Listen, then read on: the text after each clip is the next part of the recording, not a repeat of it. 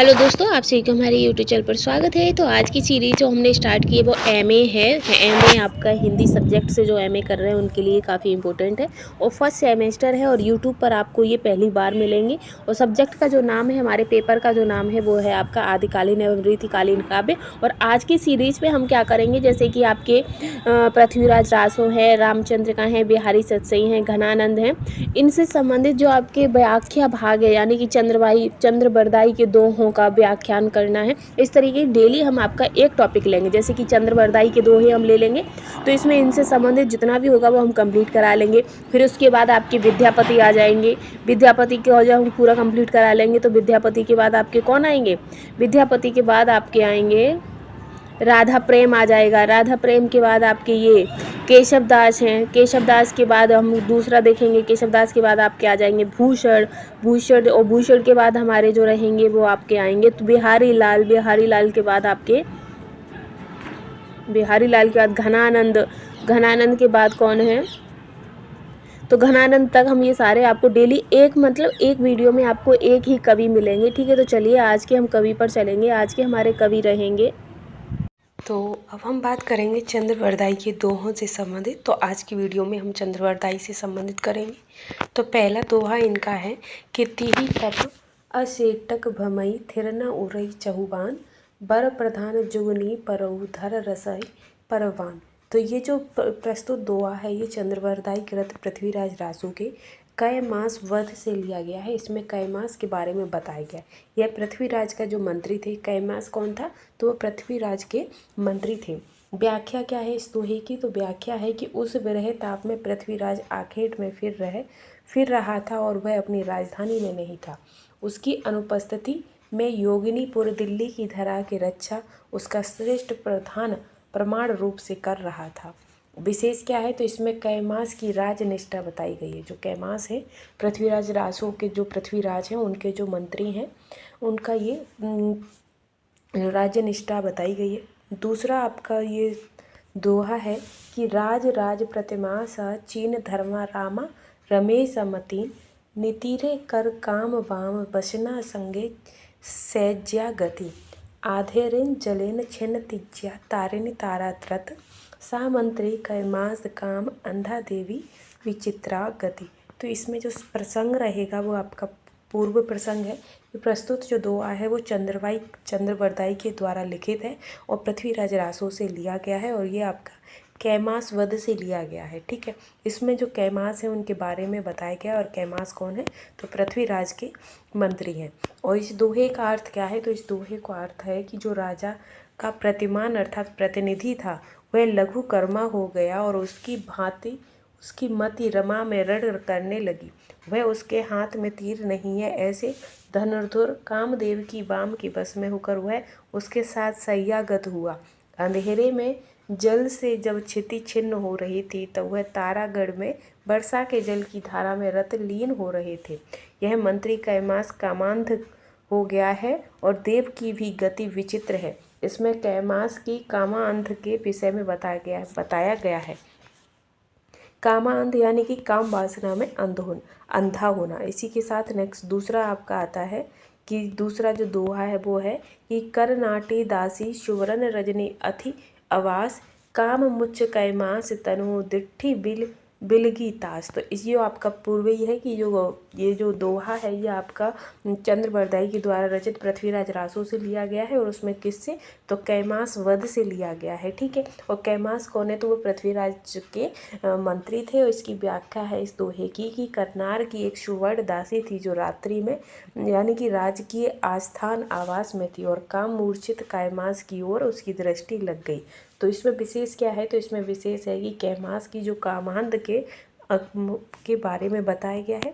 चौथा इसमें आपका जो दोहा है वो है कि चलो मोहिली कैमास रैड़ी नटी जाम एकत तय बोले शशि सासी पट रगनीय निधि सकित वही दीप जरई सकुरई बही रति अपति अंत है अति सरोस भरी भूज लिए दी दासी करि कतंक पल्लाणी अस्तु तत्सिन धरई अवधि दिए दुही दरही कहें पल गयन प्रवण बनी संचरणी नयन शयन पृथ्वी राज। तो तो इसमें है कि एक पहर रात्रि में नष्ट यानी कि व्यतीत होते होते कैमास उस महल को चला। तामुल वाहिनी सखी ने दोनों की उस निधि को अंकित होकर पटरानी से उस बात को बता दिया कि दीपक संकुच यानी कि पतला किया जाकर जल रहा है और वह रात्रिपति यानी कि चंद्र तरुत कैमास अंतःपुर में फिर रहा है। यह सुनते ही अत्यंत रोष भरकर भ्रूज पत्र लिखकर उसने दासी के हाथों में अपने एकांत यानी कि पृथ्वीराज को के लिए दिया। तक्षण अश्वन पालन यानी कि कसकर उसे रानी के खड़ी 2 घड़ियों की अवधि यानी पृथ्वीराज को लाने के लिए दी। पल भर में वह गजों के प्रकीर्णन के संचरण करने लगी और नेत्रों के संकेत मात्र से वह वहाँ जा पहुँचा जहाँ पृथ्वीराज थे। तो इसमें कैमास के कामांद के विषय में भी बताया गया है। वही है कि 5वां दुआ है कि चढ़ी तुरंग चहुआन आन फिरेति पटिद्वार तास जुद्ध भज्यो जास जनियो सवर बर कोही तकी गही पात कोही गति डार मुरु तरु केयित दंत कुछ त्रिन गए दिशनि भाजी डर भुज लोक तदिन अचरज भयो मान सवर बर मतरिया प्रथि राज बलन शुद्धोद्धा जू पर ज्यो दुवरायो बदरिया। तो इस पे जो है ये आपका प्रस्तुत गद्यांश किसका है, तो वो चंद्रवरदाई द्वारा रचित पृथ्वीराज राजों का है। और इसका जो आपका अर्थ जो है रहेगा और फिर प्रसंग, तो प्रसंग में जयचंद ने दरबार में पहुंचने पर चंद्रवरदाई और जयचंद में संवाद होता है और चंद स्वाभिमानी भक्त हुए अपने स्वामी की प्रशंसा करता है। साथ ही शिष्टाचार वंश जयचंद की भी प्रशंसा करता है। उसे कुपित होकर जयचंद पृथ्वीराज को जगत राव उजाड़ भूमि का स्वामी बैल कहता है। और ये जो दोहा है उस दोहे का व्याख्या है कि पुगराज यानी कि जयचंद ने व्यंग का पृथ्वीराज के श्लेष में बैल कहा, जिसका कवि उत्तर दे रहा है कि कवि कहता है कि हमारे चौहान राजा पृथ्वीराज ने अश्वारूढ़ होकर अन्य नरेश्वरों की सीमा में अपनी दोहाई फेर दी और जिसने सबल और श्रेष्ठ समझा उसी से और उसने लोहा लिया।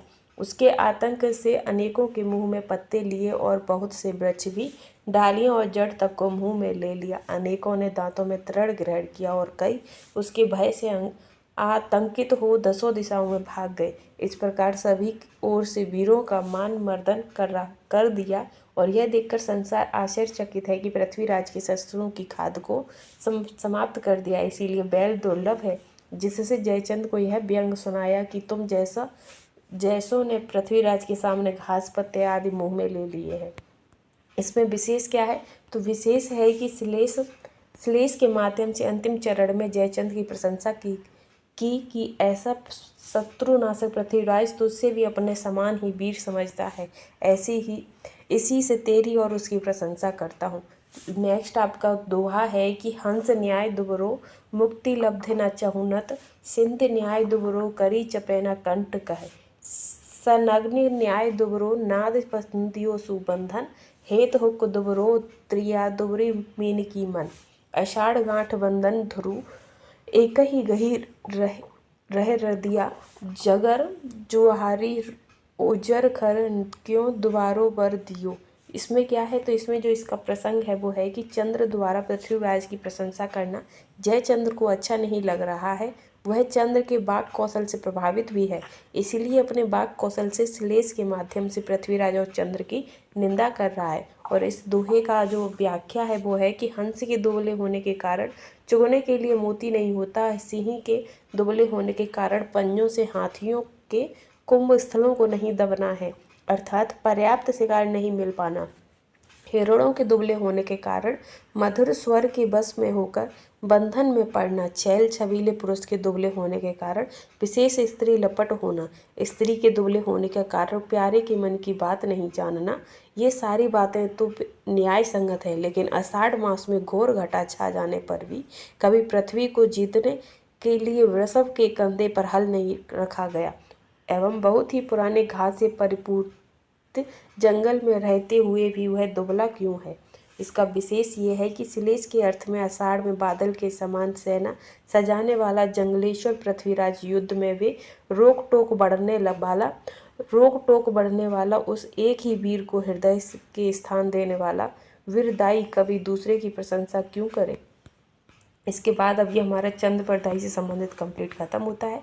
नेक्स्ट रहेगा आपका विद्यापति। तो अब हम बात करेंगे चंद्रवरदाई के दोहों से संबंधित। तो आज की वीडियो में हम चंद्रवरदाई से संबंधित करेंगे। तो पहला दोहा इनका है कि तिहि तप असेटक भमई थिर न उरई चहुबान बर प्रधान जुगनी परऊ धर रसई परवान। तो ये जो प्रस्तुत दोहा है ये चंद्रवरदाई कृत पृथ्वीराज रासो के कैमास वध से लिया गया है। इसमें कैमास के बारे में बताया गया। यह पृथ्वीराज का जो मंत्री थे, कैमास कौन था? तो वह पृथ्वीराज के मंत्री थे। व्याख्या क्या है इस दोहे की? तो व्याख्या है कि उस विरह ताप में पृथ्वीराज आखेट में फिर रहा था और वह अपनी राजधानी में नहीं था। उसकी अनुपस्थिति में योगिनीपुर दिल्ली की धरा की रक्षा उसका श्रेष्ठ प्रधान प्रमाण रूप से कर रहा था। विशेष क्या है? तो इसमें कैमास की राजनिष्ठा बताई गई है। जो कैमास है, पृथ्वीराज रासो के जो पृथ्वीराज हैं उनके जो मंत्री हैं उनका ये राजनिष्ठा बताई गई है।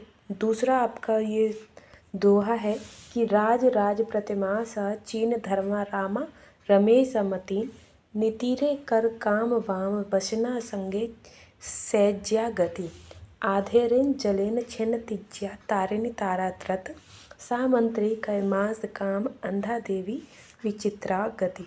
तो इसमें जो प्रसंग रहेगा वो आपका पूर्व प्रसंग है। ये प्रस्तुत जो दोहा है वो चंद्रवरदाई के द्वारा लिखित है और पृथ्वीराज रासो से लिया गया है और ये आपका कैमास वध से लिया गया है। ठीक है, इसमें जो कैमास है उनके बारे में बताया गया। और कैमास कौन है? तो पृथ्वीराज के मंत्री हैं। और इस दोहे का अर्थ क्या है? तो इस दोहे का अर्थ है कि जो राजा का प्रतिमान अर्थात प्रतिनिधि था वह लघु कर्मा हो गया और उसकी भांति उसकी मति रमा में रण करने लगी। वह उसके हाथ में तीर नहीं है, ऐसे धनुर्धुर कामदेव की वाम की बस में होकर वह उसके साथ सैयागत हुआ। अंधेरे में जल से जब क्षिति छिन्न हो रही थी तब वह तारागढ़ में वर्षा के जल की धारा में रत लीन हो रहे थे। यह मंत्री कैमास कामांध हो गया है और देव की भी गति विचित्र है। इसमें कैमास की कामांध के विषय में बताया गया है।